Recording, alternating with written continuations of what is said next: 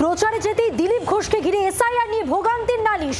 নাম বাদ পড়লে ট্রাইব্যুনালে যাওয়ার পরামর্শ দিলীপ ঘোষের। খড়িদা এলাকায় আজ সকাল থেকেই সস্ত্রীক তিনি প্রচার করছিলেন।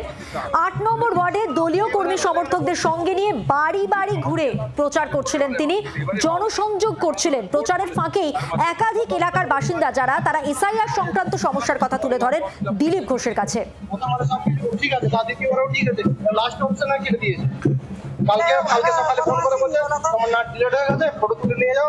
কালকে এসডি অফিসে গেছি, সে যা ভিড়, মরে যাবে তো মানুষ।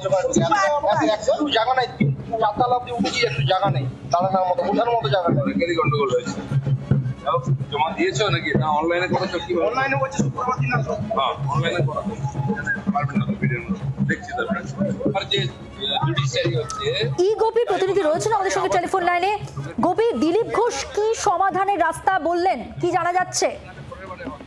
দেখো, আজ সকালে ৮ নম্বর ওয়ার্ডে দিলীপ ঘোষ ভোটের প্রচারে যখন গেছিলেন, তিনি সারা এলাকা যখন ঘুরে বেড়াচ্ছিলেন, সে সময় এলাকাবাসী তাকে এসআই সংক্রান্ত সেই সমস্যা নিয়ে কথা তুলে ধরেন। তাদের অভিযোগ, নাম অন্তর্ভুক্তি নিয়ে বিভিন্ন জটিলতা তৈরি হয়েছে। এই পরিস্থিতিতে কিভাবে সমস্যার সমাধান হবে সেটা জানতে চাইছিলেন দিলীপ ঘোষের কাছে।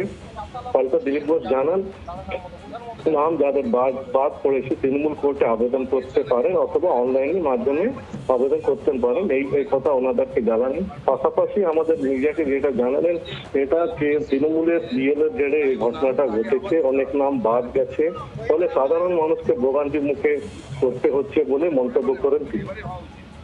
ধন্যবাদ। এবার একটু শোনাবো দিলীপ ঘোষ কি সমাধান বলেছেন এবং অবশ্যই কি অভিযোগ স্থানীয় মানুষের। আমার স্বামীর ভোটের নাম ক্যান্সেল হয়ে গেছে, এসআইআর ফর্ম ভরেছিলাম, নাম ক্যান্সেল হয়ে গেছে, তাই এসডিও কোর্টে ডেকেছিল, এসআইআর জন্য গেছিল, নাম উঠেনি। এখন কিভাবে কি করলে নামটা আসবে তার জন্য আমরা জানতে চেয়েছিলাম যে আমার স্বামীর নাম কেন নেই এসআইআর ফর্মে, আপনি কিভাবে কি করলে হবে ওটা বলুন।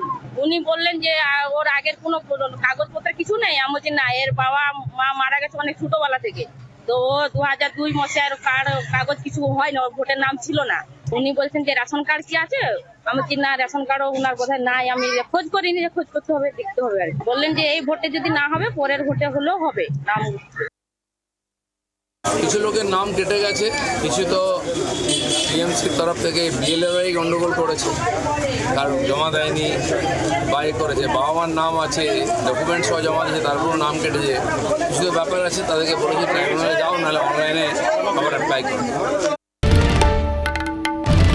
বাংলার আওয়াজ, বাঙালির আবেগ, জি 24 ঘন্টা।